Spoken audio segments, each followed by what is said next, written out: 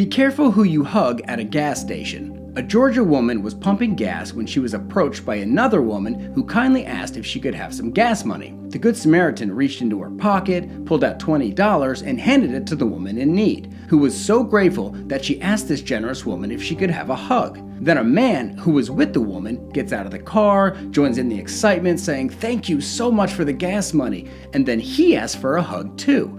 So the woman gives them both a hug, says you're welcome, and tells them to pay the good deed forward. The next morning, she's going through her bank account and notices nearly $3,000 missing.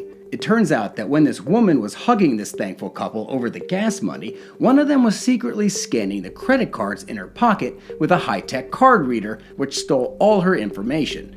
And the whole hug thing was just a ploy to get close enough to her to do that. So the next time you're pumping gas, just be aware of anyone trying to get suspiciously close to you. Here's a story of a grandma who outsmarted a group of phone scammers.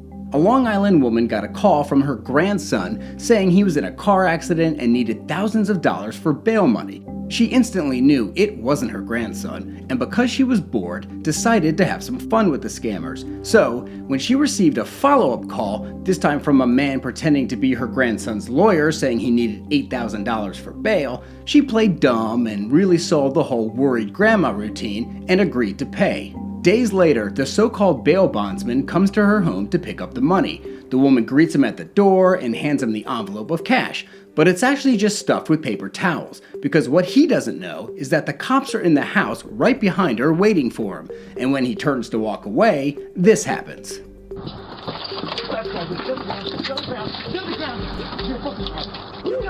Police arrested 28-year-old Joshua Estrella Gomez and charged him with grand larceny.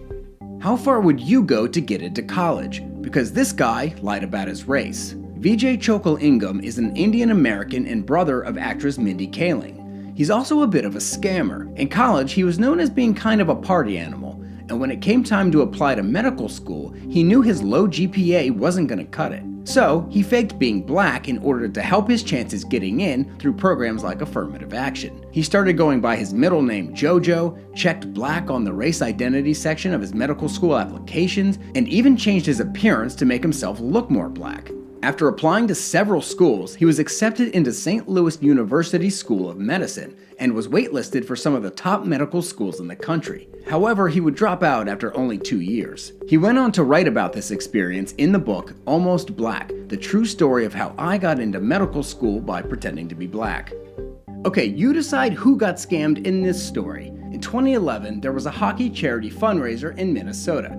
And at this event, there was a raffle, and if your ticket was lucky enough to be drawn, then you'd have a chance to win $50,000. All you had to do was make a 3-inch puck through a 3.5-inch slot from 89 feet away. So they select a random ticket, call a name out, and it's this 11-year-old boy who gets that chance. And miraculously, he nails it. $50,000 won just like that. But not so fast, because the next day, the boy's dad calls up the contest people and tells them, "I've got to come clean," and proceeds to explain that while the son's name was chosen in the raffle, it was actually his twin brother that took the shot for him. In the end, the promotion company refused to pay out the $50,000 prize due to a contract breach. What do you think? Did the family scam the company by sending in the twin brother, or did the company scam the family by not awarding them the $50,000? Imagine someone hands you a flyer for a brand new superstore like Costco or Walmart. You see these unbelievable discounts on TVs, cameras, food, so you go to the grand opening, but when you get there, you find out it doesn't exist. Well, that's exactly what happened in 2003 when 2 European filmmakers created an ad campaign for a fake store. They made TV commercials and radio commercials, put up billboards, took out ads in local newspapers, and distributed 200,000 flyers. On opening day, thousands of people arrived in anticipation, excited for some amazing deals. But after they finished walking across this long field just to get to the store, they came upon a false front held up by some scaffolding and quickly learned this was all a lie. Now, anyone would call this a hoax. The filmmakers would call it an experiment to explore the psychological and manipulative powers of consumerism and capture it all on camera for their documentary, Check Dream. That's it for today's scam. If you enjoy scam stories like these, hit that subscribe button. because I try to post 1 to 2 times per week. So until next time, keep your eyes open for scams.